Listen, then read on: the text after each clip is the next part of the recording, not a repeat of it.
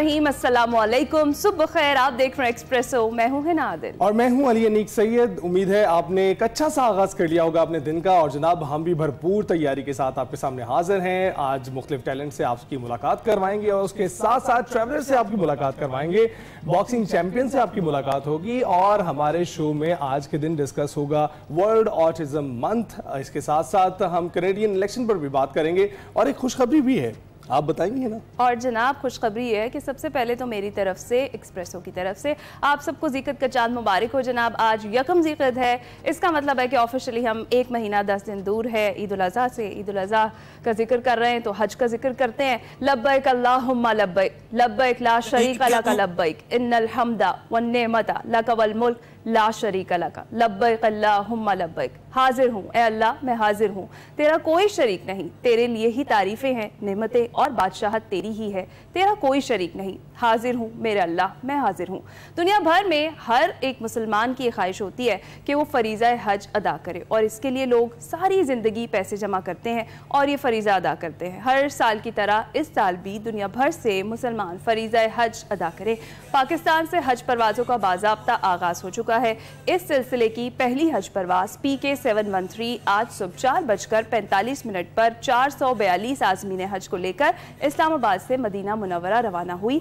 और आज़मीन को अलविदा कहने के लिए वफाकी वज़ीर मज़हबी उमूर सरदार मोहम्मद यूसुफ, पाकिस्तान में सऊदी सफ़ीर नवाफ बिन सईद अल मालकी और PIA के chief executive officer air vice marshal Amir Hayat Islamabad airport पर मौजूद थे। और इस मौके पर आज़मीन हज को खुसूसी तहाइफ उनकी जानिब से दिए गए। आज़मीन हज से खिताब भी किया गया और कहा गया कि सरदार मोहम्मद यूसुफ ने यह कहा कि आज इस मकाम पर मौजूद होना मेरे लिए बाइस फ़ख्र और एजाज़ है। हम अल्लाह के मेहमानों को हज की अदायगी के लिए हिजाज़ मुक़द्दस रवाना कर रहे हैं और पाकिस्तानी आज़मीन हज सऊदी अरब में न सिर्फ अल्लाह के मेहमान हैं बल्कि पाकिस्तान के सफ़ीर भी हैं। इसलिए सऊदी क़वानीन, सकाफ़त, नज़्म व ज़ब्त का ख़ास ख्याल रखना उनकी ज़िम्मेदारी भी है। उन्होंने ये बताया कि महदूद वसाइल के बावजूद हाजियों को ज़्यादा से ज़्यादा सहूलियात फराहम करने की कोशिश की गई है, जिनमें हर हाजी को एक सिम और मोबाइल ऐप फराहम की जा रही है, जिसकी मदद से मिना में रास्ता भटकने की सूरत में रहनुमाई हासिल की जा सकेगी। उन्होंने हाजियों से दरख्वास्त की कि वो पाकिस्तान की सलामती, तरक्की और खुशहाली के लिए खुसूसी दुआएं करें, क्योंकि दुआओं में बड़ी तासीर है। बिल्कुल। और जनाब अब यही खुशखबरी है, पहली परवाज़ जा चुकी है, 442 आज़मीन रवाना हो चुके हैं। और हज परवाज़ PK 7201 सुबह 10 बजे 170 आज़मीन हज को लेकर मदीना रवाना होगी, जबकि लाहौर से पहली हज परवाज़ PK 747 रात 10 बजे 323 हुज्जाज कराम को लेकर रवाना होगी। तर्जुमान PIA के मुताबिक इस साल कौमी एयरलाइन के जरिए तकरीबन 35,200 सरकारी स्कीम के तहत मुंतखब आज़मीन हज को लेकर 117 से ज़ायद खुसूसी हज परवाज़ों के जरिए सऊदी अरब उन्हें पहुंचाया जाएगा। और हज ऑपरेशन को 2 मराहिल में तकसीम किया गया है। पहले मरहले में खुसूसी हज परवाज़ें पाकिस्तान से मदीना मुनव्वरा रवाना होंगी, जबकि दूसरे मरहले में आज़मीन को जद्दा ले जाया जाएगा। PIA इस साल इस्लामाबाद, कराची, लाहौर, पेशावर, मुल्तान और कोयटा समेत मुल्क के 6 बड़े शहरों से बराह रास्त हज परवाज़ें ऑपरेट करेगी। इस्लामाबाद और कराची एयरपोर्ट्स पर सऊदी हुकूमत के ताउन से रोड टू मक्का, तरीके मक्का सहूलत भी फराहम की गई है, जिसके तहत हुज्जाज कराम सऊदी इमिग्रेशन की कार्रवाई पाकिस्तान में मुकम्मल करवा कर रवाना होंगे, जिससे सऊदी अरब में उनका वक्त जो है वो ज़ाया नहीं होगा, मुशक्कत कम हो जाएगी। PIA से कबल अज हज ऑपरेशन 31 मई तक जारी रहेगा, जबकि बाद अज हज ऑपरेशन 10 जून से शुरू होगा और 10 जुलाई को इख्तिताम पसीर होगा। तो जनाब ये है ताज़ा तरीन सूरत हाल। तो जिन हुज्जाज कराम को इस साल मौका मिल रहा है उनको मुबारकबाद, अपना फरीज़ा अदा करें और अपनी दुआओं में मुल्क की सलामती और यकजहती की दुआओं को शामिल रखें, ताकि मुल्क जो है इस वक्त जिस दोराहे पर खड़ा है, जिस मुश्किल वक्त से गुजर रहा है, उसमें उसकी मदद हो सके, क्योंकि इसमें बहुत तासीर होती है। बिल्कुल ऐसा ही। और अब शामिल करते हैं अपनी बड़ी खबर।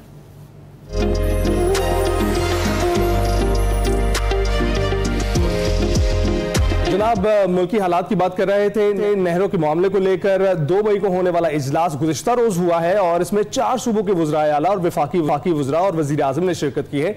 वज़ीर आज़म शहबाज शरीफ की ज़ेर सदारत इजलास में 6 नहरों की तामीर का फैसला वापस ले लिया गया है। इजलास में फैसला किया गया सूबों के दरमियान बाहमी इत्तफाक राय पैदा होने तक वफाकी हुकूमत नहरों के मामले पर आगे नहीं बढ़ेगी। तमाम सूबाई हुकूमतें मिलकर पाकिस्तान भर में ज़राई पॉलिसी और वाटर मैनेजमेंट इंफ्रास्ट्रक्चर के फरोग के लिए इत्तफाक राय से तवील मुद्दती रोड रोड मैप तैयार कर रही है और मीडिया से गुफ्तगू करते हुए वज़ीर आला सिंध ने कहा है कि CCI का फैसला है, इत्तफाक़ राय के बगैर कोई नई नहर नहीं निकाली जाएगी। किया है कि वफाकी हुकूमत कोई भी नई नहर नहीं बनाएगी जब तक बाहमी इत्तेफाक CCI में ना हो जाए। उसके साथ साथ कहा गया है कि मुल्क में जो हमारे पास फूड सिक्योरिटी के इश्यूज है, इकोलॉजिकल सिक्योरिटी है, पानी का इस्तेमाल है, इस पे एक जामिया प्रोग्राम बनाएगी जिसमें सूबे और वफाक शामिल होंगे। और इजलास में फैसला किया गया कि कमेटी पाकिस्तान के तवील मुद्दती ज़राई मामलात और सूबों के पानी की तकसीम के मसाइल का हल तजवीज़ करेगी। नई नहरों की तामीर के लिए 7 फरवरी 2024 को दी गई इकनिक की आर्जी मंजूरी मनसूख कर दी गई है। मीटिंग में जारी करदा पानी की दस्ती सर्टिफिकेट वापस भिजवा दिया गया है। सहाफ़ियों से गुफ्तगू करते हुए वज़ीर आला खैबर पख्तूनख्वा अली अमीन गंडापुर ने कहा, हमारे 3 मुतालिबात तस्लीम कर लिए गए हैं। NFC जो नहीं हो रहा और हमारा बॉय डिस्ट्रिक्ट बार होने के बाद हमें अपना हक नहीं मिल रहा, तो वो भी माशाल्लाह हो गया। जो हमारा NHB का शेयर है AGN कादी फार्मूला के मुताबिक, उसको भी जो नेक्स्ट हमारा जून में हमारी CCI होगी उसको भी एजेंडे में डाल दिया गया है। वज़ीर आज़म हाउस से जारी इलामे के मुताबिक मुश्तरका मुफादात काउंसिल ने कौमी उमंगों की तर्जुमानी करते हुए भारतीय गैर कानूनी इक़दामात और भारत की जानिब से किसी भी जारहियत के तनाजुर में पूरे मुल्क कौम के लिए इत्तेहाद और एकजहती का पैगाम दिया है। सिंध तास मुआहदे की मुअत्तली और पाकिस्तान का पानी रोकने की सूरत में पाकिस्तान अपने आबी मुफादात के तहफ़्फ़ुज़ का हक रखता है। उधर पहलगाम फॉल्स फ्लैग ऑपरेशन दुनिया भर में तमाशा बन गया है। अमेरिकी अखबार न्यूयॉर्क टाइम्स की रिपोर्ट के मुताबिक मोदी सरकार ने पहलगाम हमले पर 1 दर्जन से जायद आलमी रहनुमाओं से रब्ता किया है और 100 से जायद मुल्की मिशन के सिफारतकारों को ब्रीफिंग दी है। भारत पहलगाम हमले पर उन्हें मुतमईन करने में नाकाम रहा है। अमेरिकी अखबार के मुताबिक भारत पहलगाम हमले के कोई सबूत पेश नहीं कर सका। बज़ाहिर लगता है कि मोदी सरकार पाकिस्तान पर हमले के लिए केस बना रही है। दूसरी जानिब मेन स्ट्रीम और सोशल मीडिया पर जो दिखाया जा रहा है, मोदी सरकार ने 16 पाकिस्तानी चैनल्स भारत में बंद कर दिए हैं। इसी बात को तनाजुर में रख के कि यहाँ पर जो भी इंफॉर्मेशन दी जा रही है वो डिसइंफॉर्मेशन है, फेक न्यूज़ है, जिसकी बिना पर जिसकी इमा पर ये चैनल्स बंद किए गए हैं। लेकिन जनाब ये फेक इंफॉर्मेशन नहीं है, आप अपनी इंफॉर्मेशन दे रहे हैं और इस जानिब से ये इंफॉर्मेशन आ रही है कि पहलगाम में जो इंफॉर्मेशन आपके पास है हमारे सामने रखें, जो तहकीकात है दुनिया के सामने रखें। पाकिस्तानी मीडिया का जवाब इतना मौसर है इसीलिए बंद कर दिए गए हैं। इस पर हम डिस्कशन करते हैं। जनाब आगाज करते हैं, आमिर लियासरार साहब हमारे साथ मौजूद हैं। अस्सलाम वालेकुम आमिर साहब, गुड मॉर्निंग, कैसे हैं आप? जी वालेकुम अस्सलाम। सर सबसे पहले तो मुश्तरका मुफादात काउंसिल के इजलास की बात करते हैं। 2 मई की बजाय पहले, एक तो ये क्यों हुआ, इसकी क्या रीजन है ये भी बताइएगा। इसके साथ साथ सर ये जो नई नहरें निकालने का फैसला मुस्तरद हो गया ये समझे, या फिर कुछ मामला तय करके नहरें निकाली जरूर जाएंगी, यानी कुछ लो कुछ दो की जो पॉलिसी है उसे अपनाया जाएगा? देखिए, पहली बात तो यह है कि वफाकी हुकूमत ने यह जरूरी समझा कि जब वफाक का एक हिस्सा सिंध बहुत ज्यादा डिस्टर्ब है, वहां से आवाजें आई, उनको सुना गया और फिर बिलावल भुट्टो की मुलाकात हुई पीपल्स पार्टी के एक वफ्द के साथ, तो प्राइम मिनिस्टर ने अनाउंस किया 2 मई का।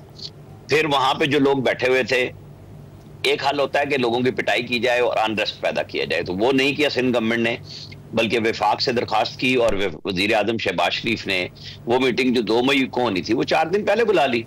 उसके नतीजे में वो तमाम फैसले जो निगरान दौरे हुकूमत में किए गए थे रिवर्स कर दिए गए, उनको वापस ले लिया गया और कह दिया गया कि ये बाहमी रजामंदी से होगा, यानी जब तक सूबे रजामंद नहीं होंगे आप बात नहीं होगी। देखें, केपी के चीफ मिनिस्टर ने इस पर खुशी का इजहार किया।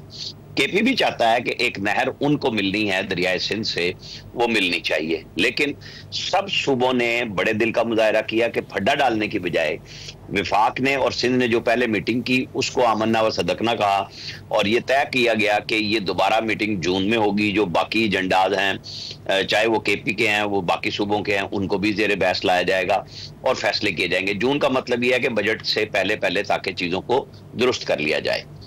अगर जो जैसे वो कह रहे थे कि केपी वाले 100 अरब रुपए हमें और मिल जाएंगे, तो क्या बुराई है अगर एक सूबे का राइट है उसे मिल जाए।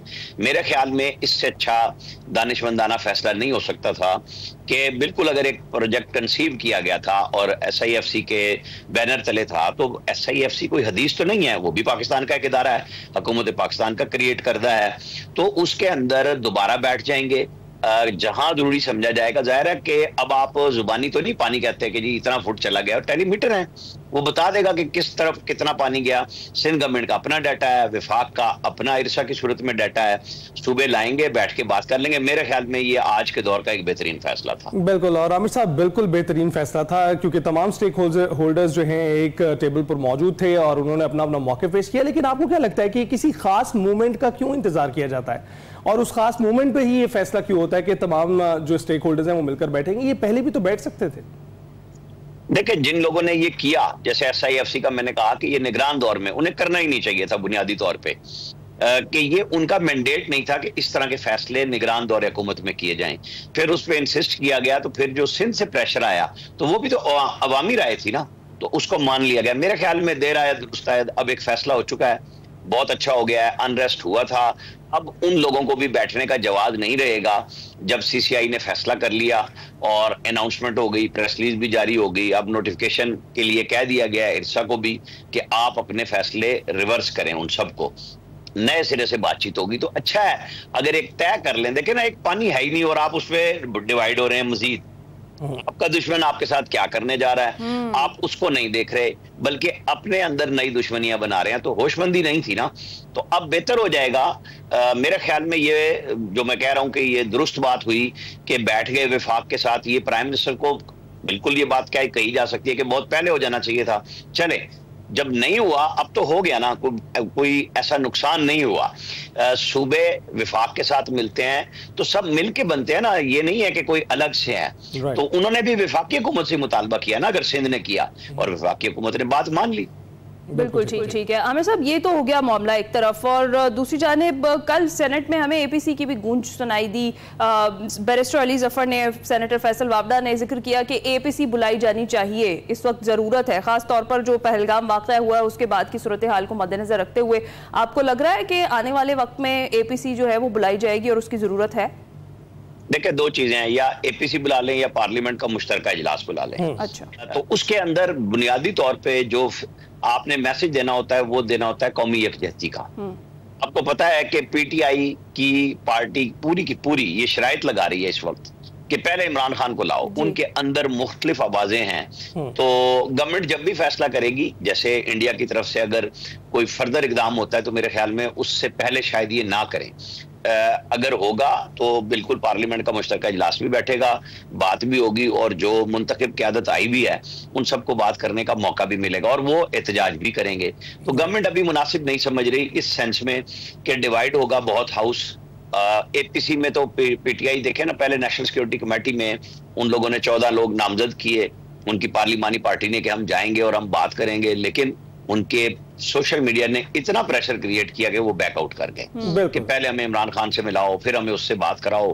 तो अब कल चुके हाई कोर्ट का एक नया ऑर्डर मौजूद है, बल्कि आज उसकी चेकिंग होगी कि क्या फैमिली की मुलाकात होती है। अच्छा। इमरान खान से अगर उनकी मुलाकात हो जाती है फैमिली की तो एक और एस्पेक्ट हमारे सामने आएगा, और नहीं होती तो दूसरा एस्पेक्ट होगा कि कितनी PTI उसमें मजीद सख्ती पैदा करती है अपने रवैये में, उसी हिसाब से ये सारे फैसले किए जाएंगे। बिल्कुल ठीक। तो आमिर साहब, अब पहलगाम ड्रामे की भी बात कर लेते हैं। मोदी सरकार को हर सतह पर रुसवाई हो रही है और अब आपको पता है कि 16 पाकिस्तानी चैनल्स बंद कर दिए गए हैं मुख्तलिफ प्लेटफॉर्म्स पर।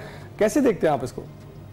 देखिए, मोदी को रुसवाई से कोई फर्क नहीं पड़ता। बुचर ऑफ गुजरात उसका टाइटल था, और वो जब प्राइम मिनिस्टर बना तो उसमें अमेरिका का वीजा ओपन हुआ, वरना वो बैन था।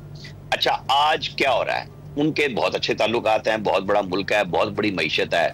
मुकाबले में पाकिस्तान की मईशत बिल्कुल आपको और हमें पता है कि लड़खड़ा के कहीं सेट करने की कोशिश हो रही है, इंप्रूवमेंट हो रही है।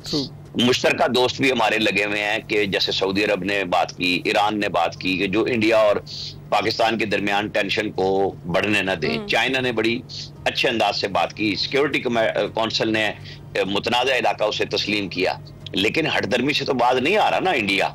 हमें हमारे वजीर दिफा बार बार इसलिए ये बात कह रहे हैं कि अगले 3-4 दिन में कोई मसला हो सकता है इंडिया और पाकिस्तान के दरमियान में, कि इंडिया फिलहाल फुल टाइम जाहिरियत पे उतरा हुआ है और हमने अपने दिफा के लिए पूरी तैयारी की हुई है। LOC पे झड़पें भी जारी हैं, जो काफी अरसे से ठीक था मामला।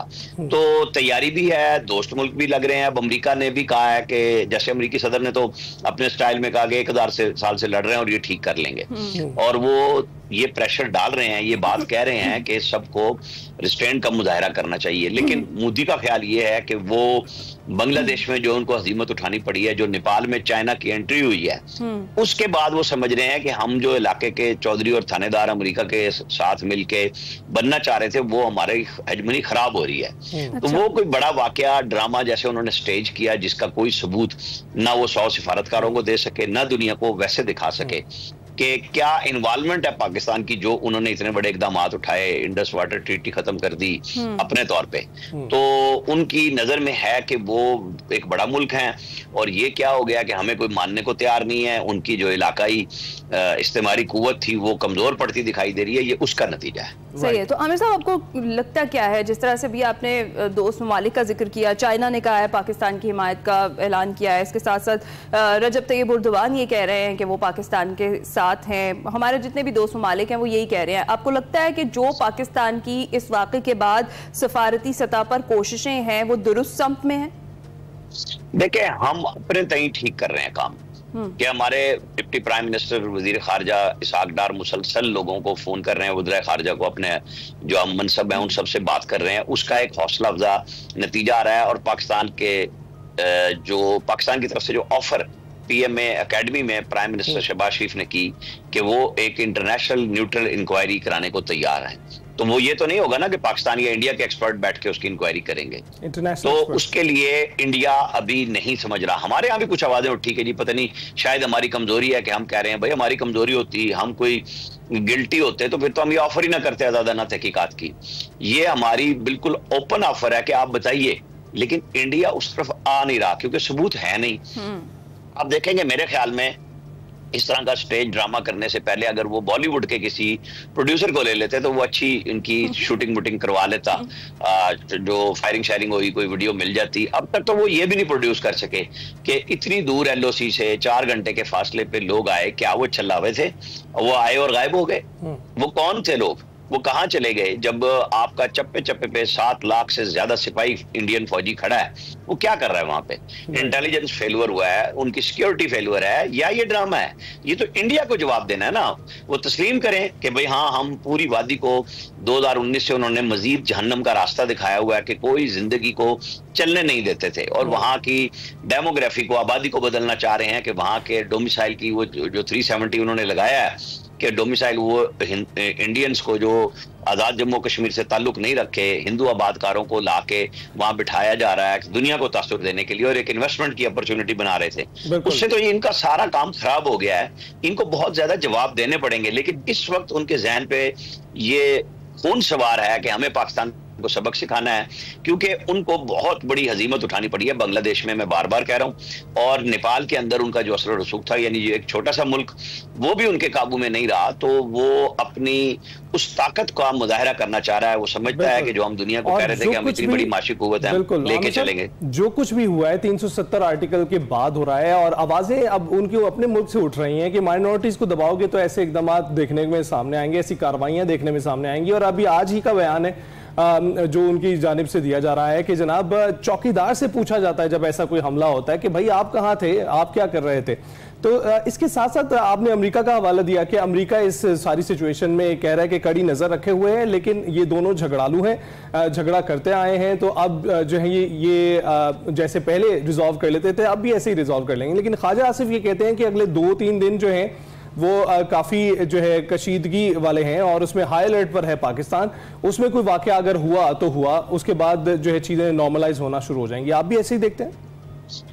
देखें, ये जब कोई वाकया होता है ना, फिर उसके बाद के मंजर कुछ और होते हैं, फिर दुनिया को कूदना पड़ता है। तो मेरे साथ में पाकिस्तान ने ठीक कदम उठाया है कि पहले से राब्ते कर लिए हैं कि देखें ना हम पहल कर रहे हैं ना हम करेंगे, लेकिन अपनी बका में हम कोई कसर नहीं छोड़ेंगे। हमारे अपने बेस्ट मिसाइल मौजूद हैं, बेस्ट एयरफोर्स मौजूद है, नेवी ने 3-4 दफा इंडिया को बताया है कि आपके अब्दोदे भी हमने मार्क किए हैं। जब मार्क हो जाती है इसका मतलब है कि आप उन्हें मार गिरा सकते हैं। उनको बता के पीछे हटाया गया है। अब भी ताज़ा तरीन उनके साथ एक तैयारा बरदार जहाज के लिए हुआ है कि आप पीछे हट जाएं। तो ये उनके समझने की बात है, क्योंकि एक दफा अगर वो पहल करते हैं, जैसे सियालकोट सेक्टर पे हमारे उनकी कोशिश और ख्वाहिश नजर आ रही है, तो हमारी भी वहां पे भारी इन्फोर्समेंट हो चुकी हुई है हर तरह के हथियारों से लैस। LOC पे इधर आजाद कश्मीर के साथ जो है उसके ऊपर उन्होंने पूरा जोर लगाया हुआ है। वहां भी हमारी तैयारी पूरी है। पिछली दफा भी हमने उनको ये बात बावर कराई थी कि अगर आप ये काम कर रहे हैं तो फिर आपको बचाया नहीं जाएगा। 2019 फरवरी में जो काम हुआ था तो उससे ज्यादा होगा। हमारे मिसाइल की टेक्नोलॉजी, हमें जरूरत नहीं होगी कि हम मकबूजा कश्मीर में एंटर भी हों और हम अपने निशाने बनाएं, और हमने उनके निशाने बनाए तैयारे भी। और अब मकबूजा कश्मीर में जहां इंडियन आर्मी चीफ मौजूद थे फरवरी 2019 में, हमने उसके करीब धमाका करके इंडिया को मैसेज दिया था कि हमें पता है कि आपके आर्मी चीफ यहाँ मौजूद थे, हमने उन्हें निशाना नहीं बनाया, आप लोग रास्ता अपना बदलें। तो ये सारी चीजें सोच के असल में मोदी का प्रॉब्लम यही नजर आ रहा है कि वो मुस्लिम दुश्मनी की बुनियाद पे हिंदुत्व वोट इकट्ठे करते हैं। अब बिहार में इलेक्शन होने जा रहे हैं, वो सऊदी अरब का दौरा बज़ाहिर जल्दी वापस आए तो उन्हें बजाय यहाँ बैठने के वो जलसे से खिताब करने चले गए। तो नजर आ रहा था कि वो अपनी जो मकबूलियत गिर रही है उसको भी सहारा देने के लिए वही पाकिस्तान दुश्मनी, मुस्लिम दुश्मनी का सहारा ले रहे के ये सारे काम कर रहे हैं। इंडिया को समझना चाहिए और दुनिया को समझाना चाहिए कि दो आलमी कुव्वतें जो एटमी कुव्वत हैं, फ्लैश पॉइंट बन चुका हुआ है दुनिया का।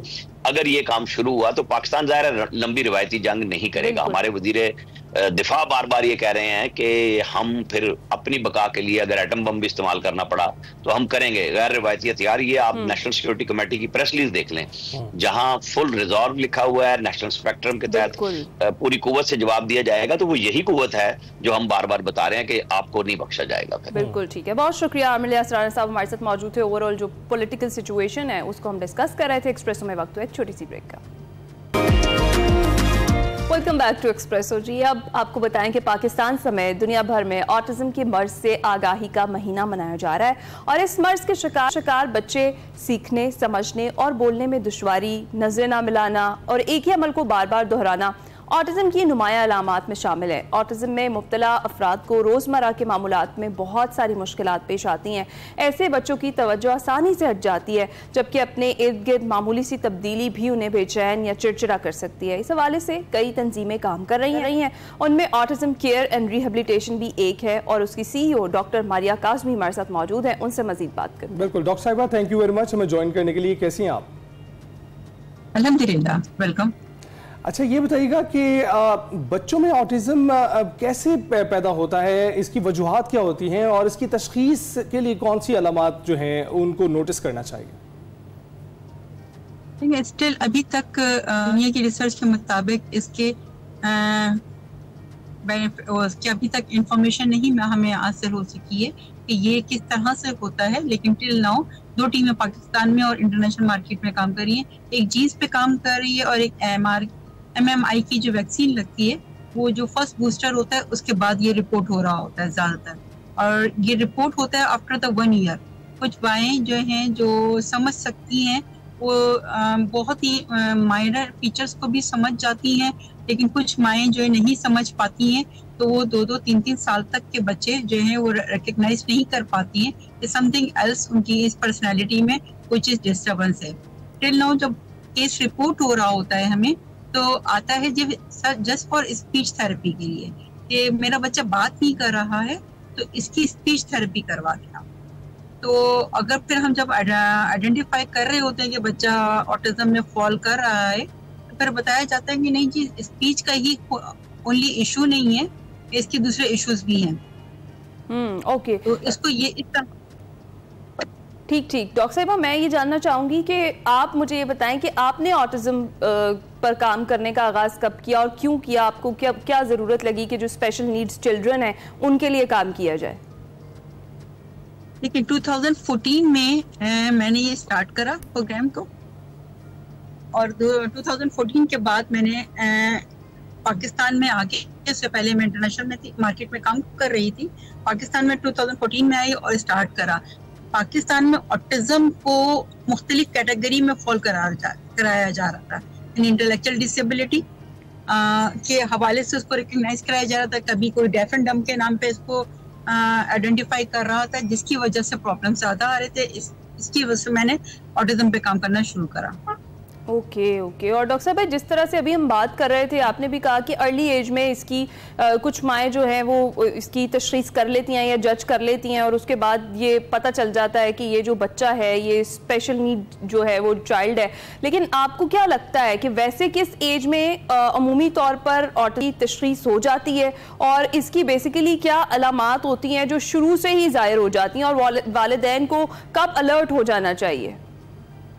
देखिए, जब बच्चा आपके किसी भी, चाहे वो 1 डे का baby, sorry to cut you doctor साहिबा, जरा थोड़ा सा हेड स्पेस कम कर लें और कंटिन्यू कीजिएगा प्लीज। एक्चुअली प्रॉब्लम जब होता है जब बच्चा सिंपल दैट उस चीज को देख रहा हो कि माएँ, चाहे वो 1 दिन का बेबी है, अगर माँ के या उसके पेरेंट्स के रिस्पॉन्ड नहीं दे रहा, वो उसके साथ प्ले नहीं कर पा रहा, उसको आई कांटेक्ट नहीं दे पा रहा, और उसकी प्लेइंग एरिया को नहीं समझ पा रहा, तो वहीं से आइडेंटिफाई करना चाहिए कि समथिंग एल्स, मेरा बच्चा मेरे साथ खेल नहीं रहा। चाहे वो 1 डे का बेबी हो और वो आपको रिस्पॉन्स ही नहीं कर रहा हो, तो ये चीज सबसे ज्यादा अलर्ट मार्क होता है कि जिस पर आप समझना शुरू करें कि फिर थोड़ी देर के बाद जब आप बच्चा 2 महीने का 3 महीने का हो जाता है, तो उस वक्त उसका जो नेम होता है वो अपने नेम पे रिस्पॉन्ड नहीं कर रहा होता, कि अपने नेम को टर्न बैक हो, या मदर फादर जब उसके करीब कहीं जा रहे हैं कॉट के ऊपर और उसका नाम रिकग्नाइज कर रहे हैं, तो वो अपने नेम पे रिस्पॉन्ड ना दे रहा हो। राइट। तो डॉक्टर साहब ये बताइएगा कि आजकल एक बहुत बड़ा मसला है बच्चों के साथ स्क्रीन टाइम का, और स्क्रीन टाइम की वजह से कुछ बच्चे रिस्पॉन्ड नहीं कर पाते, उनको आप बुलाते भी रहे वो स्क्रीन में जो है मुतवज्जो रहते हैं और आपकी तरफ तवज्जो नहीं देते। तो आपको लगता है इसमें कुछ डिफरेंस है जो कि आइडेंटिफाई करना चाहिए, पहले से पता होना चाहिए? स्क्रीन टाइम कम करने से भी कुछ चीज़ें बेहतर हो सकती हैं, और ऑटिज्म में क्या फ़र्क है, अगर आप एक्सप्लेन कर सकें तो? देखिए, ऑटिज्म एक बलून के अंदर रहने वाला बेबी होता है, उसका एक अपना पर्सनल वर्ल्ड होता है, उस वर्ल्ड में रहता है। अब अगर उस वर्ल्ड में अगर आप उसको फोन या स्क्रीन टाइम दे देते हैं, तो वो उसका वर्ल्ड बन जाता है, उससे वो बाहर आना भी नहीं चाहता। और जब वो उसके वर्ल्ड के अंदर चला जाता है, तो उसके इर्द गिर्द क्या हो रहा है, जो कि हम जिसकी टर्मिनोलॉजी में हम यूज करते हैं कि इन्वायरमेंटल लर्निंग से बच्चा लर्न करता है, यानी मुख्तलिफ आवाज़ों का सुनना और उसको रिकग्नाइज करना, मुख्तलिफ साउंड्स का समझ लेना। दूसरा ये कि पेरेंट्स में से या सिबलिंग में से आवाज़ों का डिफ्रेंशिएट करना, उन चीज़ों को समझना शुरू कर देता है। डिमांड्स के वेज को अंडरस्टैंड करना शुरू कर देता है कि how to demand for the different things, वो अंडरस्टैंड करना शुरू कर देता है। लेकिन जब बच्चा आप स्क्रीन टाइम के अंदर दे देते हैं, तो वहाँ पर आकर प्रॉब्लम होता है कि बच्चा उस स्क्रीन के अंदर अपना वर्ल्ड फाइंड आउट कर लेता है। ठीक है। और डॉक्टर साहब, एक और चीज़ भी हम देखते हैं, यूजुअली बच्चे कुछ हमें लगता है कि बहुत ज़्यादा शाय हैं, शर्मीले हैं, और लेकिन बाद में कुछ केसेस में बाद में पता चलता है कि वो जो चाइल्ड है वो ऑटिस्टिक है, या उसको जिस तरह से आपने स्पीच थेरेपी की भी पहले बात की थी, कुछ लोगों को लगता है कि शायद उनका बच्चा बोल नहीं पा रहा, वो उसकी स्पीच थेरेपी करवाने जाए और तब भी कुछ बच्चों को ऑटिज्म डायग्नोज हो जाता है। तो आम जो शर्मीलापन है बच्चों का, जो वो शाय होते हैं, बिहेवियर, ये नॉर्मल है, और इसमें और ऑटिज्म में फिर फ़र्क कैसे किया जा सकता है? शाय होने में वो बच्चा एप्रोप्रिएट आंसर देगा आपको स्पेसिफिकेशन पे। चले शाय होने से वो पर्सन टू पर्सन वेरी करेगा ना, कि शायद मदर को जवाब दे देगा, अंडरस्टैंड कर लेगा, लेकिन किसी थर्ड पार्टी को नहीं करेगा। लेकिन जो अपनी पेरेंट को भी अंडरस्टैंड नहीं कर पा रहा, तो वहाँ पे प्रॉब्लम आता है। अच्छा। शाय एक डिफरेंट चीज है, उसकी कॉग्निटिव स्किल्स बहुत अच्छी होती है शाय बच्चे की। तो जब वो कॉग्निटिवली अच्छा है, रिस्पॉन्ड दे रहा है, आपको चीजें बता रहा है और अपनी कम्युनिकेशन एक्सप्लेन कर पा रहा है, specially for the in front of parents, तो मैं नहीं सोचती कि उसको आइडेंटिफाई करने की जरूरत होती है। और पेरेंट इस बात को बहुत अच्छे से समझता है। ये मैं नहीं कह सकती कि पेरेंट को समझ नहीं आ रहा, समझ आ रहा है, बट डिनाइल स्टेज पर खड़े होते हैं। एक स्टिग्मा है कि नहीं, मेरा बच्चे को कुछ हो नहीं सकता, या नहीं। तो अगर ऐसा हो जाए तो फिर बहाली के दौरान कौन सी थेरेपीज आपको लगता है कि सबसे ज्यादा मददगार साबित होती हैं? सबसे पहले तो बच्चे का टॉय एरिया हो, वो लेजर प्ले हो, व्हाटएवर वो स्क्रीन टाइम हो, सब चीजों को आप स्क्रीन से आउट कर दें। बच्चे का ह्यूमन नेचर से करीब रहना बहुत जरूरी होता है, यानी पेरेंट्स खेले उसके साथ कम्युनिकेट करे, उसको हैंडलिंग का तरीका बताए।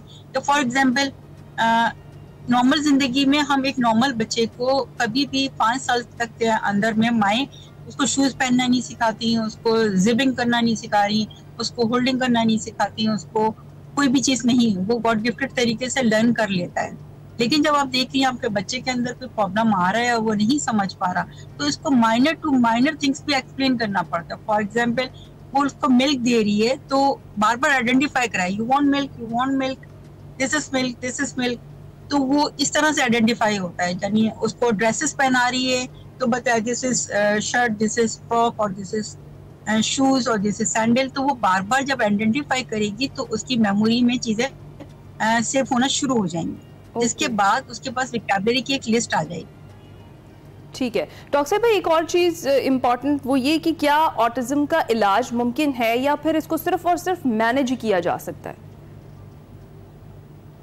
कंप्लीटली तो नहीं होता, हाँ ट्रीटेबल है, क्यूरेबल है, लेकिन एक स्टेज पे जाके स्टक हो जाता है।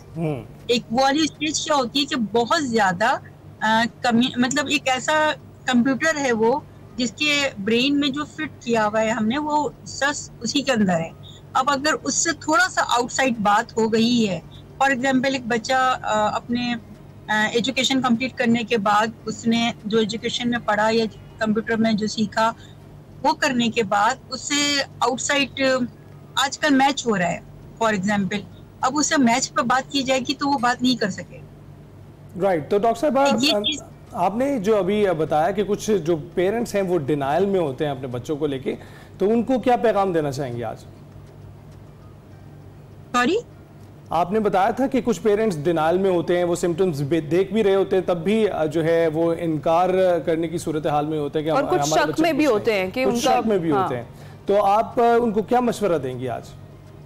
देखिए ऑटिस्टिक बच्चा लुकिंग में नॉर्मल नजर आता है, कोई ऐसे फीचर्स नहीं है जो उसको देख के कहा जा सके कि समथिंग रॉन्ग फीचर में नजर नहीं आता, लेकिन हाँ उसकी जो हैबिट्स होती हैं या उसको माँ या बाप आइडेंटिफाई कर लेता है, लेकिन डिनाइल पे रहने की वजह से जो उसके कीमती टाइम होता है, जो अर्ली इंटरवेंशन ट्रेनिंग टाइम होता है, वो जाया करके आता है। कभी 2 साल में आ रहा है, कभी 4 साल में आ रहा है और 1 साल रह गया है 5 ईयर्स कंप्लीट होने में, तो उसमें उस बच्चे ने इन्वायरमेंट से बहुत सारी चीजें नेगेटिवली लर्न करी हुई। फॉर एग्जाम्पल उसने ट्राई करके या थ्रोइंग करके या टैंट्रम करके डिमांड करने का तरीका सीखा हुआ है, लर्न कर कर आया है कि मैं शाउट करूंगा या थ्रोइंग करूंगा तो मुझे वो चीज मिल जाएगी, तो वो चीज उसको डिलीट करना बहुत मुश्किल हो जाता है। बिल्कुल ठीक। तो अर्ली स्टेजेस पे अगर वो आपको अर्ली लग रहा है स्टेजेस बच्चा पर ही आपको समझ जाना चाहिए और डायग्नोज अगर हो जाता है तो आपको उसी तरीके से उस बच्चे के साथ बिहेवियर रखना चाहिए। बहुत शुक्रिया डॉक्टर मारिया काज़मी हमारे साथ मौजूद थी और ऑटिज्म अवेयरनेस पर हम बात कर रहे थे। अभी एक्सप्रेसो में वक्त हुआ एक छोटी सी ब्रेक का। साथ आपकी सेहत की, इसीलिए हम अपने शो में कोशिश करते हैं कि डॉक्टर्स, एक्सपर्ट्स उनकी राय ली जाए, फिटनेस ट्रेनर से पूछा जाए कि जनाब आप अपनी सेहत का कैसे ख्याल रखते हैं। तो कुछ चीज़ें तो आप तब्दील कर सकते हैं अपने माहौल में और उससे अपनी सेहत का ख्याल रख सकते हैं, लेकिन इसके साथ साथ कुछ चीज़ें आपको अपने अंदर तब्दील करनी होती है, जैसे कि वर्जिश करनी होती है। उसके लिए हमारे फिटनेस एक्सपर्ट फैसल महमूद आज हमारे साथ स्टूडियोज में मौजूद हैं, उनसे टिप्स जानते हैं, यूजफुल टिप्स लेते हैं। तो जनाब फैसल, आज आप क्या यूजफुल टिप्स हमसे शेयर कर रहे हैं? Thank you very much. तो आज हम कवर करेंगे लेग्स का वर्कआउट, तो जिसके लिए हम एक डंबल पेयर से भी हेल्प लेंगे और कुछ बॉडी वेट पे भी एक्सरसाइजेस करके दिखाएंगे। तो स्टार्ट करते हैं सबसे पहले स्क्वाट से। तो स्क्वाट्स हम करेंगे अपने बॉडी वेट के ऊपर। आप पोजीशन थोड़ा सा ये 1 2 3 4 आप करें 15 रैप्स, 3 सेट करें इसके, आपका लेग्स वर्कआउट घर में कवर हो जाएगा सारा। 5 6 नेक्स्ट हम करेंगे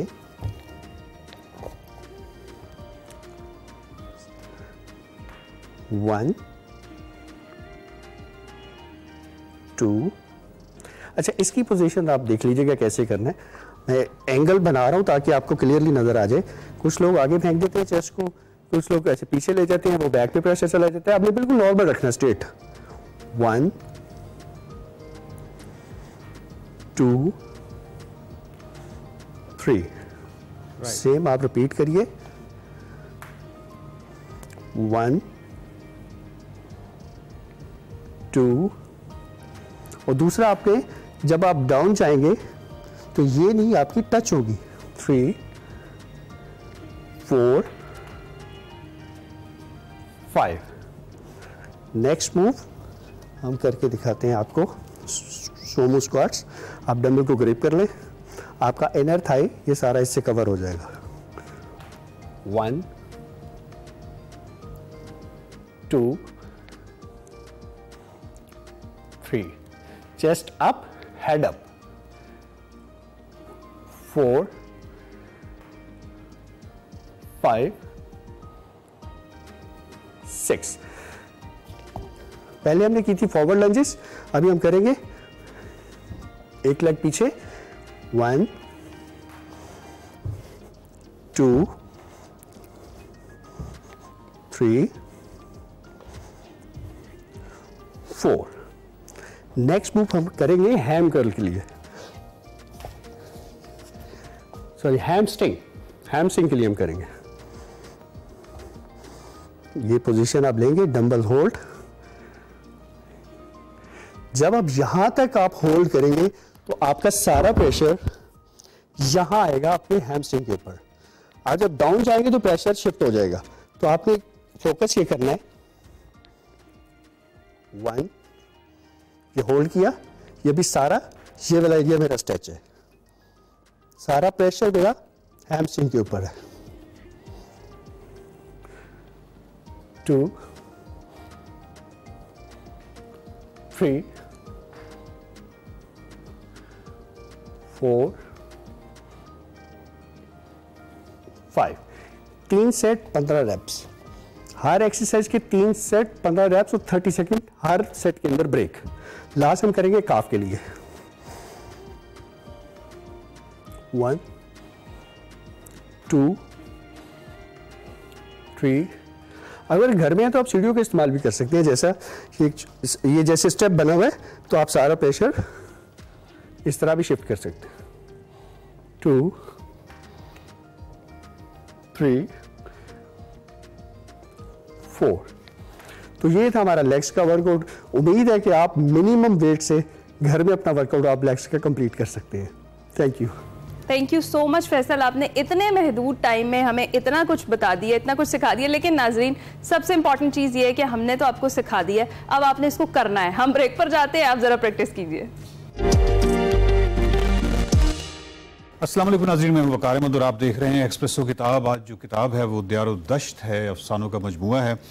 रीडिंग्स ने अलका ने छापी है और यकीनन ये सलीम रहमान साहब के हाथों से गुजर के गई होगी। ये तमाम जो चीज़ें हैं ये बहुत ही खूबसूरत अफसाने हैं इसके दियारुद्दश्त के। मेरे साथ ज़की नकवी साहब बैठे हुए हैं। ज़की साहब बहुत बहुत शुक्रिया आपका भी शुक्रिया कि आपने हमें थैंक यू वेरी मच।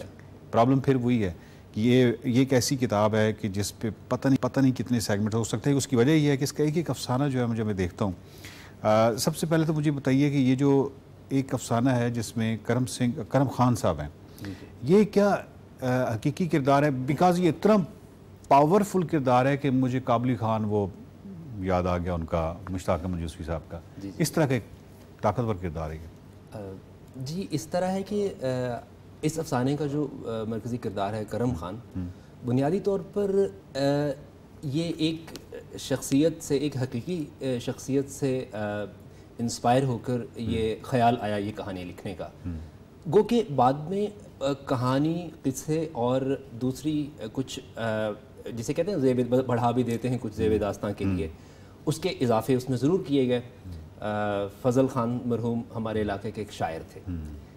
बुनियादी तौर पर जो बुनियादी मालूमात हैं या यूँ समझें बुनियादी हक़ाइक़ हैं वो फ़ज़ल ख़ान की ज़िंदगी के हैं, मगर वाक़यात वो नहीं है जो फ़ज़ल ख़ान साहब की ज़िंदगी के थे। अच्छा, ये बताइए कि आपने लिखा है कि ये इलाका लिसानी एतबार से सराइकी और पंजाब की सरहद पे वाक़ है और गरीब और पसमानदा होने की वजह से किसी ज़ुबान और किसी सियासी गिरोह ने नहीं अपनाया। ये एक सकाफ़ती भूलभलियाँ हैं जिसके बासियों को ख़ुद पता नहीं कि वो कौन है। इस गुमशुदगी का अपना एक कल्चर है। और ये आप थल के इलाके की बात कर रहे हैं और इसके जो डांडे हैं या इसके जो आगे ये हमारे इलाके तक आते हैं, तलागंग तक। जी बिल्कुल। और ये सारा इलाका एग्जैक्टली बहुत खूबसूरत आपने लफ्ज़ लिखा है कि ये इसका कल्चर अपना है, लेकिन इसका अभी तक किसी ने वो नहीं किया। बिल्कुल शनाख्त का बुरान कह लें। बिल्कुल ऐसा ही हर इलाके में, हर सूबे में इस तरह के कुछ पॉकेट्स होते हैं जो ऐसी सकाफती या लिसानी बुनियाद हवाले से किसी ऐसी सरहद पर वाक़ होते हैं कि उन्हें दोनों तरफ से या तो कबूल नहीं किया जाता या फिर दोनों तरफ से उसे उन्हें पूरी कबूलियत मिलती है। वो सारी ज़िंदगी इस चीज़ का फैसला नहीं कर पाते कि वो इस तरफ हैं। अच्छा, ये पॉकेट ये काफ़ी बड़ी है जी, और इसके हवाले से जो अटक गैजेटर या पुराने गैजेटर्स हैं जी जी जी, उसमें इसकी शिनाख्त के हवाले से कुछ मखसूस नाम भी हैं और प्रॉपर इसका अलहदा से एक है। वो शायद बाद में हमने उसको कैरी नहीं किया, बट उसमें था। उसके बाद शायद हम बहरहाल इसमें कोई शक नहीं है। मिसाल के तौर पे हम जिस सरहद पे हैं तो हमें ये समझ नहीं आती कि वो पोटवार का कल्चर हम पे ज़्यादा है, गो के काम है, या सराइकी कल्चर हम पे ज़्यादा है। तो ये एग्जैक्टली वो भूल भलियों वाला मामला तो है, इसमें तो कोई शक नहीं। तो ये गुमशुदगी कहानी का मौजू बनती है, बनना चाहिए। बिल्कुल बिल्कुल बिल्कुल बिल्कुल। अच्छा, इसके बाद फिर जब हम आते हैं नेक्स्ट इस पे भोला गुज्जर शहीद, ये बहुत ही पावरफुल, बहुत ही कमाल अफसाना है, इसका थोड़ा सा बताइए।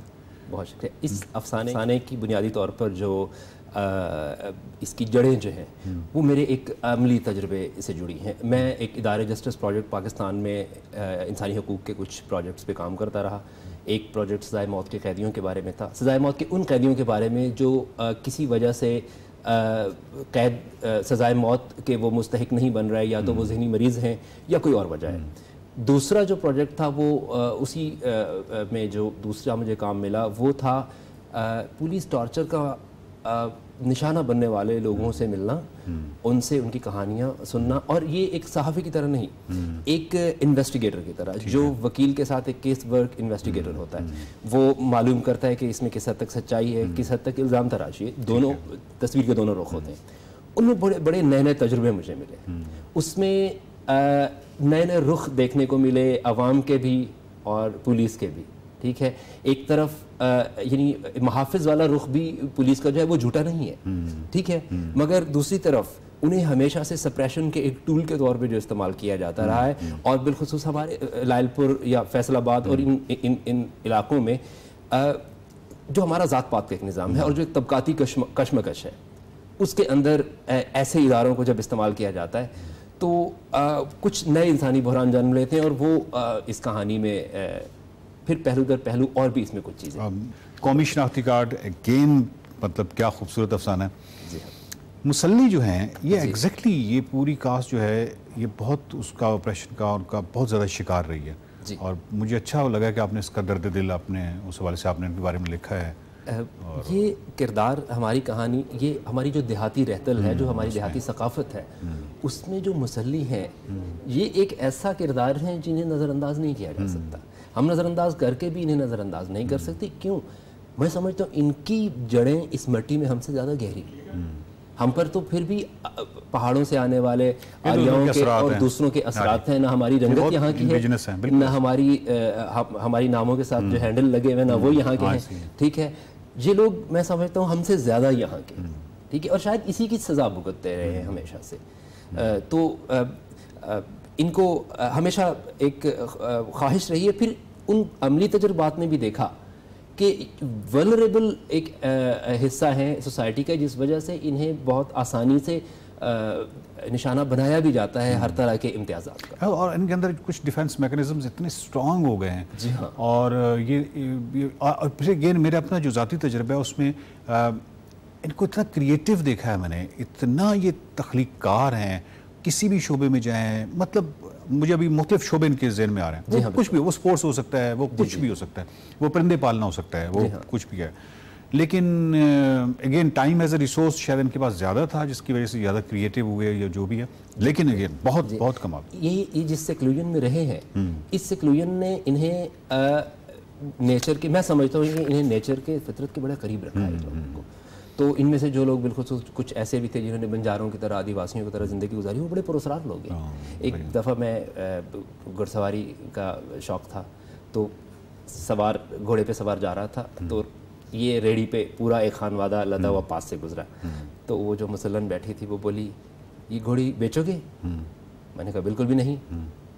अल्लाह करे गिरी जाओ इससे, ठीक है। मेरा ख्याल है कि मुझे फिर 1 किलोमीटर नहीं होगा कि आगे जाकर घोड़े ने पछाड़ दिया है ना, तो मैं सुन के हंस रहा था कि ये जादूगर लोग हैं, ये क्या है, दिलचस्प लोग हैं, बहुत दिलचस्प, बहुत खूबसूरत लोग हैं।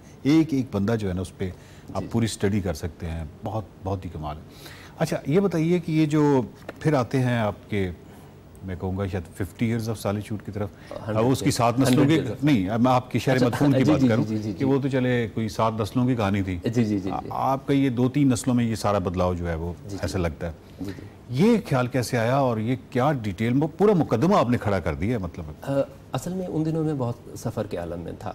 ये कहानी आधी सरगोदा में लिखी गई थी और आधी एबटाबाद में लिखी गई थी, और बल्कि ये गालिबन उसके बाद कुछ और भी जगहों पे मैं मूव किया। वो कुछ ऐसे दिन थे जब मैं खुद आलम सफ़र में था, अपनी बस्ती बहुत याद आ रही थी और यूँ लग रहा था कि अब जो है एक अमली ज़िंदगी वहाँ ला चुकी है जब आहिस्ता आहिस्ता मुकम्मल तौर पर अपने गाँव से राब्ता कर चुका है। तो वो उस उदासी के एहसास ने मुझे कहा कि इस गांव की बस्ती की कहानी लिखो।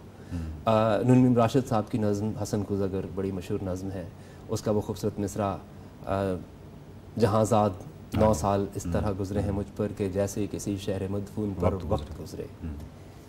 इस बस्ती के ऊपर वक्त इसी तरह गुजरा है जिस तरह शहर मदफून पर वक्त गुजरता है। तो मुझे फिर उसकी सारी वो खुशियाँ और गम याद आने लगे जो इसके साथ जो ज़ात के थे और जो पूरी बस्ती के जो गम थे। हम अपनी ज़ात के दुखों को और अपनी धरती के दुखों को अलग अलग नहीं कर सकते।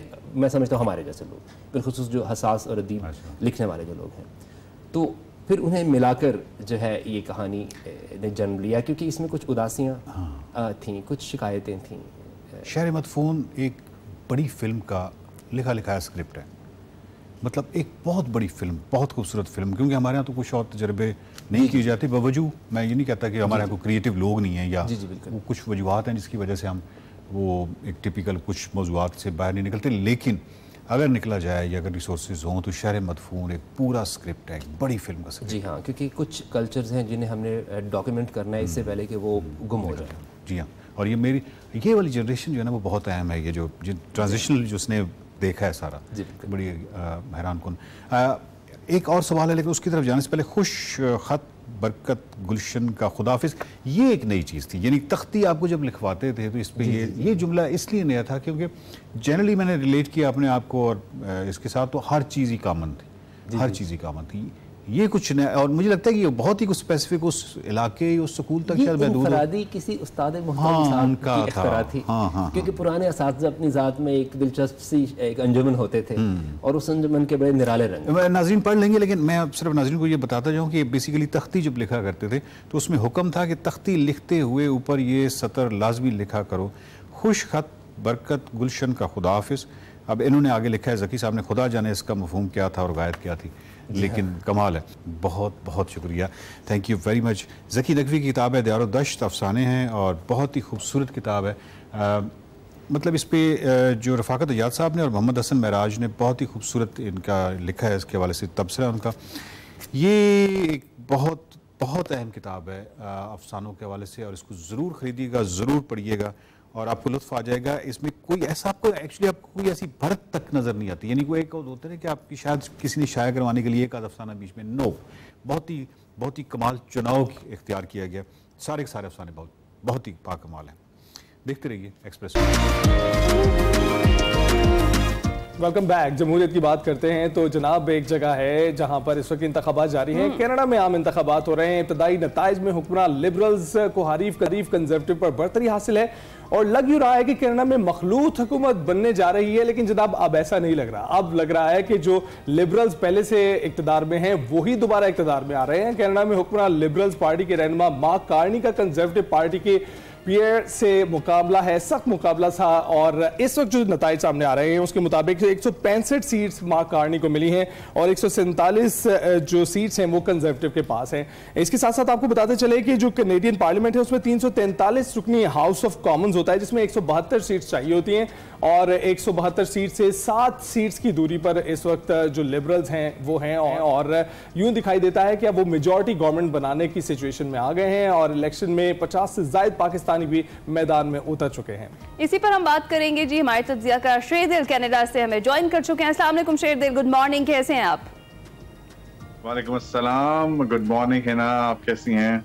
ऑल गुड अल्हम्दुलिल्लाह। सबसे पहले तो हम बात कर रहे हैं कि अब जाहिर लग रहा है कि, बल्कि यकीनी तौर पर लग रहा है कि लिबरल्स जो है वो एक बार फिर से कामयाब हो रहे हैं और 25वें वज़ीर आज़म बनने जा रहे हैं लिबरल्स से। तो अभी तक की ताज़ा तरीन जो सूरत हाल है उस पर आप ज़रा एक्सप्लेन कीजिए। जी, एक दफ़ा फिर शुक्रिया हिना और अली अनीक। बड़ी गहमा गहमी रही इलेक्शंस की यहाँ पर, जब जस्टिन ट्रूडो ने अनाउंस किया कि वो रिज़ाइन कर रहे हैं और दोबारा से कनाडा के प्राइम मिनिस्टर के लिए वो नहीं अपने आप को पेश करेंगे लिबरल पार्टी में। तो उसके बाद एक सिलसिला शुरू हुआ लिबरल पार्टी के अंदर कि कौन बनेगा लिबरल पार्टी का लीडर। तो मार्क कार्नी को सबसे ज्यादा सपोर्ट मिली और वो उभर कर सामने आए, क्योंकि वो एक इकोनॉमिस्ट हैं और काफी जो फाइनेंशियल क्राइसिस माजी में रहे कनाडा के, उसको हल करने में उन्होंने मदद फराहम की। तो लोगों के जहन में यही था कि इस वक्त जो सबसे बड़ा इशू कनाडा में दरपेश है, खासतौर पर अमेरिका के साथ ताल्लुक को लेकर और टैरिफ्स को लेकर, तो सब ने यही समझा कि मार्क कार्नी वो इंडिविजुअल हैं जो कनाडा को इस मुश्किल से निकाल सकते हैं। तो लेकिन मुझे ये कहना पड़ेगा यहाँ पर कि कंजर्वेटिव्स ने पियर पोलिएव की जो पार्टी है बहुत सख्त मुकाबला किया है और बड़ा जबरदस्त मुकाबला किया है, और जो एक्सपेक्ट किया जा रहा था कि शायद मार्जिन ज्यादा होगा और बड़ी आसानी से लिबरल जीत जाएंगे, ऐसा नहीं हुआ। अभी भी हम देख रहे हैं कि जो वोट शेयर है और जो पिछले दफा से लेकर अब की बात की जाए तो कंजर्वेटिव्स ने ज्यादा वोट हासिल किए हैं, ज्यादा सीटें हासिल की हैं। तो मुकाबला सख्त हुआ है, लेकिन लिबरल्स चूंकि पहले से इस बात पर फोकस थे कि हम ज्यादा बेहतर तरीके से कनाडा के मामलात को हल कर सकते हैं, खासतौर पर डोनाल्ड ट्रंप को हैंडल करने के हवाले से, तो लोगों ने इस बिना पर वोट दिया है लिबरल्स को। तो शेरदिल, कार्नी का जो नारा था टैरिफ के खिलाफ, तुर्की ब तुर्की जवाब दिया उन्होंने डोनाल्ड ट्रंप को और उसी कैंपेन की वजह से वो इक़्तिदार में आए हैं, वो तो ये मालूम है। लेकिन लिबरल्स के पास क्या जादू है कि इससे पहले जस्टिन ट्रूडो ने 10 साल हुकूमत की है, 3 इलेक्शंस जीते हैं 2015 से लेकर 2025 तक। तो आपको लगता है कि कार्नी भी लिबरल्स की ही नुमाइंदगी कर रहे हैं, इस वक्त भी मेजॉरिटी वोट उन्हीं को दिखाई दे रहा है, तो क्या जादू है लिबरल्स के पास जिसकी वजह से आवाम उनको सपोर्ट करते हैं? इसमें थोड़ा सा हमें देखना होगा माजी में कि कुछ पॉलिसीज जो लिबरल्स ने फॉलो की, और खास तौर पर आपको पता है कि कनाडा एक ऐसा मुल्क है जिसमें इमिग्रेशन का एक बहुत अहम रोल रहता है, नए लोगों को एक्सेप्ट करने में, नए लोगों को कनाडा बुलाने में।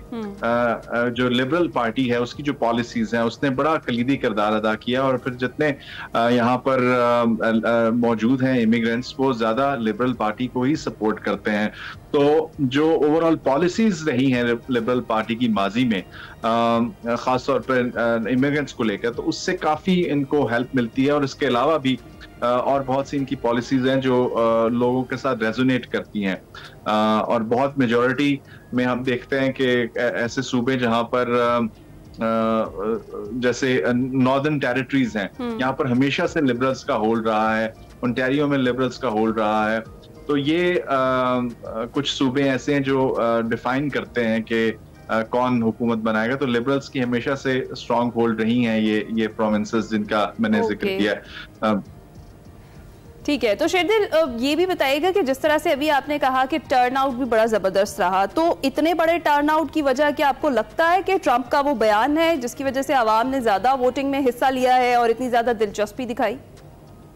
बिल्कुल है ना, इसमें एक बहुत बड़ा रोल इस नैरेटिव का था कि अमेरिका ने कनाडा की सॉवरेनिटी को चैलेंज किया, और जिस तरह डोनाल्ड ट्रंप बार बार कहते रहे कि हम 51st स्टेट बना देंगे कनाडा को और हम टैरिफ्स लगा देंगे, तो ये एक बहुत बड़ा नारा उभर कर सामने आया, और कैनेडियंस ने खास तौर पर इसको काउंटर करने के लिए ज्यादा वोट डाले हैं। जिस तरह हम पहले भी जिक्र करते रहे हैं कि अनप्रेसिडेंटेड रहा है, 7.3 मिलियन वोट्स एडवांस वोटिंग के अंदर 4 दिन में लोगों ने वोट डाल दिए। तो लोगों ने अपनी जो रिजेंटमेंट है अपने गुस्से का इजहार वोट के जरिए किया है।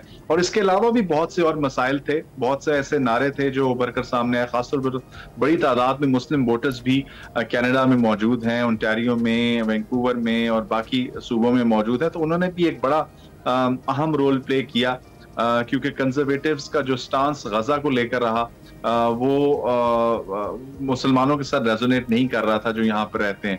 तो वो भी एक अहम रोल प्ले कर गया है मामला कि मुस्लिम वोटर्स ने इस बार लिबरल्स को सपोर्ट किया है रादर देन कंजर्वेटिव्स को, क्योंकि उनका जो नैरेटिव था वो शायद उस तरह वो नहीं एक्सपेक्ट कर रहे थे कि वो इतना डिनाई करेंगे इसको। बिल्कुल। तो शेरदिल, यहाँ पर तो कोई टर्म नहीं होती, अगर आप इलेक्शन जीत जाते हैं तो आप तब तक इक़्तिदार में रह सकते हैं, प्राइम मिनिस्टर तब तक इक़्तिदार में रह सकता है, उसकी पार्टी तब तक इक़्तिदार में रह सकती है जब तक कि उनका कॉन्फिडेंस लूज नहीं होता आवाम में।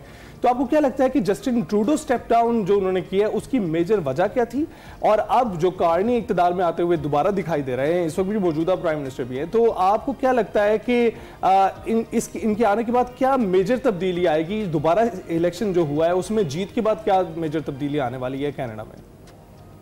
अली, जिस तरह मार्क कार्नी ये कहते रहे हैं कि जो पॉलिसीज माजी में जस्टिन ट्रूडो अपनाते रहे हैं, जो पार्टी अपनाती रही है, उसको वो यकसर तब्दील करना चाहते हैं, खासतौर पर जो कार्बन टैक्स का मामला है, क्योंकि कंजर्वेटिव्स का सबसे बड़ा नारा था कि एक्स द टैक्स, यानी कि वो टैक्स को खत्म करना चाहते हैं या कम करना चाहते हैं।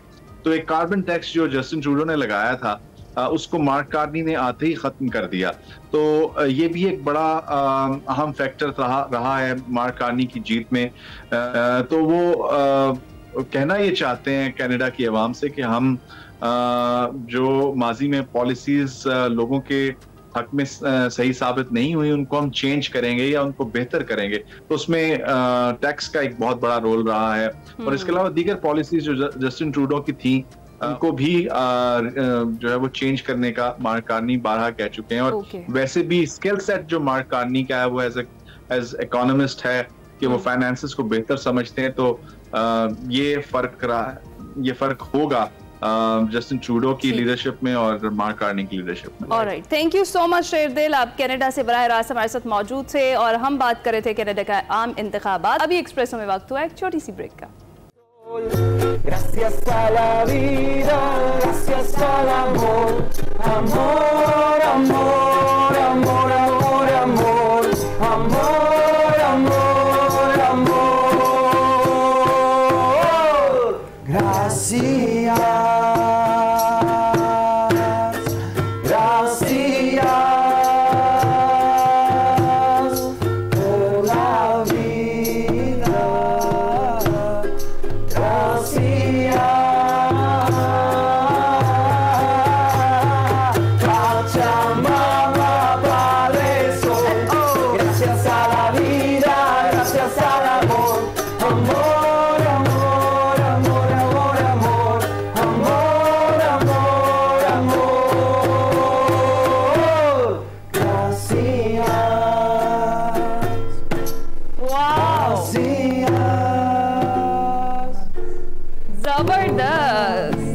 परफॉर्मेंस गाइस, जबरदस्त। नाज़रीन, आपको पता है कि एक्सप्रेसो में हमेशा हम आपके लिए कुछ मुनफरिद टॉपिक लाते हैं, कोशिश होती है कि दुनिया भर के टैलेंट से मिलवाया जा सके। आज भी एक्सप्रेसो ने अपनी इस रवायत को बरकरार रखा है। हमने मदऊ किया पाकिस्तान में आए हुए कुछ गैर मुल्की मेहमानों को जिनका ताल्लुक स्पेन, इटली, अर्जेंटीना, स्विट्जरलैंड, तुर्की, बेलारूस और बेल्जियम से है।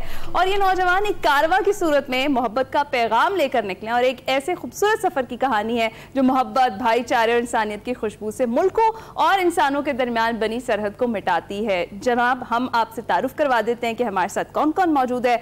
हमारे साथ रोजेरो, अंटीना, नूर, लव इस वक्त स्टूडियो में मौजूद है, जिनकी खूबसूरत सी परफॉर्मेंस आगाज में आपने देखी है। ये सब एक ख्वाब को लेकर सफर पर है और उनका ख्वाब है रंग, नस्ल, मजहब या हैसियत की तमीज के बगैर दुनिया भर के लोगों को जोड़ना। ये काफिला नेपाल से शुरू होकर जमीनी रास्ते से तुर्की की जानिब बढ़ा और इनकी राह में गाने, रक्स, मुस्कुराहटों के वो मनाजिर है जो दिलों को छू लेते हैं। मजीद उन्हीं से बात करते हैं। बिल्कुल, thank you very much Rosario for joining us. Thank you very much guys. We'll start off with you right now. Rogerio, where are you from? I'm from Italy. I'm from Italy, yes, little Reggio Emilia. It's so good to have you here. Normally people go to Italy to visit, to you're here. Yeah, for traveling. Thank you for inviting thank you very us. much for coming to Pakistan. So, what do you think, like, when you're traveling, what do you learn, and what did you learn here in Pakistan? What did you gather? So whenever I learn, is everything every time is new. So when you go out of the bubble, whatever bubble you are in, when you're traveling, you go out of the bubble. And then a new bubble came, new family came, and you can get a bigger bubble. And this now is the bubble we're offering you. Great. And this is the learning. So to be able, as a bubble, when find another one, to inglobate it and get a bigger one, not get separated. So be united. It will be, yes, the lessons every time. So with Pakistani, be united. With India, get family. With every culture, everybody, yes. Zabardast, zabardast. This is the Athena, lesson. how are you and where are you from? Thank you so much for asking. I'm from Switzerland. I'm doing very well. Pakistan is a bliss. I enjoy every day so much. People are amazing, so kind, smiling on the road, waving, asking questions. Just very beautiful. Yeah. Oh, okay. Noor, your turn. So tell us, it's your second time in Pakistan, right? That's why you can speak Urdu Alhamdulillah. as well. Thank see? you. Thank you for coming. And did you enjoy your stay the previous time and this time? Yeah, amazing country. I remember my first experience when I crossed the border from Taftan, which is like a very little conflicted area. And I was expecting very rough country, but actually I was dancing with the levies, the security forces on the border, which is very nice. People, I was so surprised, you know, like they are. I found most of Pakistanis really amazing people, very open-hearted, very kind. Every time when we are on the street, they welcome us, welcome our country, Pakistan Zindabad. Pakistan Zindabad. All right, next we have Love. How are you, Love, and where are you from? Hello, I'm from Argentina. Zabardast. How are your tour going so far? What? How your tour going so far? My English is not the best, so Okay. Yeah. It doesn't matter. my travel is perfect. So, I Roger, stay with these people, with you. Can you tell us what is the difference between traveling solo and traveling with a caravan, where you meet new people, where you get to sing along, you know, get along? Yes. So the thing is, after you meet these beautiful people, after you meet family, rainbow family, or earth tribe, whatever, children of the earth, you can call it whatever you want. So what's happening is that there are certain people who live barefoot with the earth and take shower in the river, you know, and live in the forest. So there are certain people who are very connected with the earth, and those people call each other, even if they don't know. So even if I travel solo, we get those people together and we get together. So I can travel solo, but I know I'm gonna meet somebody who resonates with me, and then when we are two, we will get 3, 4, 5, 6. So now it's a while that I'm traveling with many people. You know, I try to travel solo. You know, I love traveling solo. You know, because you choose. I go here, I go there. You're more hearing. You're listening, because it's like, where are they? Yeah. But when they are together, it's like, okay, what we can do for the other, you know? It's like this. It's like Athena, how do you like the hospitality of Pakistani people? Wow, wow, wow. It's amazing. We get invited for chai, we get strawberries gifted, cookies on the road. It's just amazing. I never experienced such a huge, wonderful hospitality in another country. It's amazing. Best food you had here? The best food. Yesterday I forgot the name, but it was something like a cheese in a milk, which is sweet. Cheese and milk. It's more like lassi? No. Anyway, I'm not an expert on this. So we would like to know, you traveled a lot, and we just discussed that it's always better to meet new people. But what happens when you separate? What happens when you go your own ways? Yeah, how difficult is that? So actually I came from Spain to Pakistan by car over land, and part of Pakistan I was traveling alone. So I can answer this question, and it is funny because the moment I enter Asia or Iran and Pakistan, I was never alone. You know, every single time people will come, they will join, they will say welcome, they will say assalamu alaikum, and I say Annyeonghaseyo, where I'm from. So you have learned Urdu. So anytime I will never be alone, you know. Always I will be surrounded with smiles and beautiful people. I cannot answer this question. Urdu vocabulary, how's your Urdu vocabulary? Urdu थोड़ी आता है. So that's why you connect with people so much. That's great.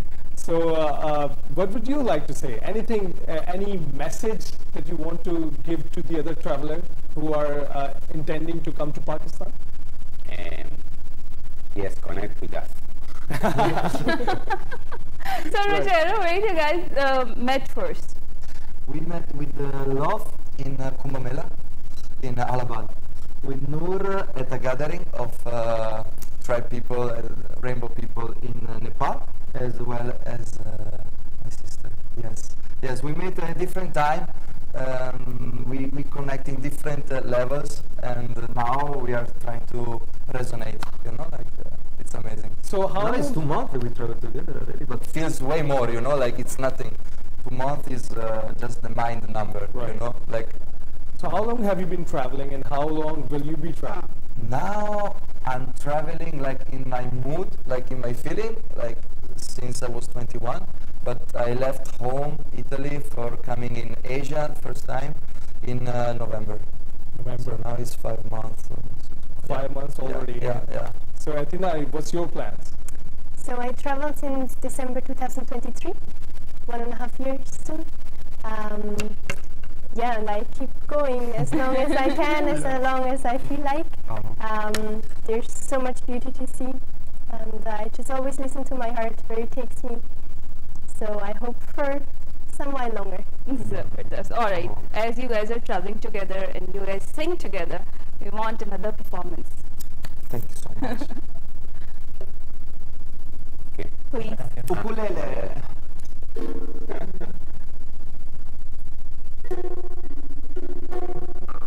Hey, Wichichayo. Hey, Wichichayo. Wichichayo. Wichichayo. Hey, Wichichayo. Hey, Wichichayo. Wichichayo. Wichichayo. Swim like a dolphin. Swim like a dolphin. Swimming so deep. Swimming so deep. Circling the 7 seas. Circling the 7 seas. Just coming out to breathe. Just coming out to breathe. Singing, hey, Wichichayo. Hey, Wichichayo. Wichichayo. Wichichayo. Hey, Wichichayo. Hey, Wichichayo. Wichichayo. Wichichayo. Volamos como cóndores. Volamos como cóndores. Alto, muy alto. Alto, muy alto. Volamos como cóndores. Volamos como cóndores. Alto, muy alto. Alto, muy alto. Hey, Wichichayo. इसके साथ ही हम आपसे इजाजत चाहेंगे। आपसे मुलाकात होगी कल। अपना ख्याल रखिएगा, फीडबैक जरूर दीजिएगा। अल्लाह हाफिज।